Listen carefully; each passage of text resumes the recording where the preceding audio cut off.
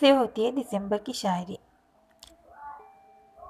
कैसे बताऊँ मैं तुम्हें मेरे लिए तुम कौन हो। तुम सर्दियों की धूप हो, तुम चाय हो, तुम सूप हो। मेरे लिए गीज़र हो तुम, कोयला हो, हीटर हो तुम लकड़ियों की टाल हो। तुम नरम गरम सी शाल हो। कैसे बताऊँ मेरे लिए तुम कौन हो। लेदर की एक जैकेट हो तुम, पिस्ते का एक पैकेट हो तुम। अंडे की जर्दी हो तुम, जर्दी की वर्दी हो तुम। गाजर का हलवा तुम ही हो, मेवों का जलवा तुम ही तो हो। कैसे बताऊँ मैं तुम्हें तुम मेरे लिए कौन हो।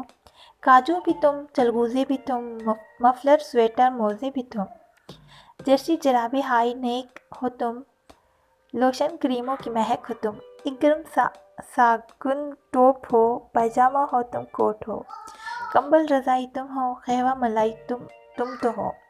तुम रेवड़ी तुम मूंगफली, सर्दी में लगती हो भली।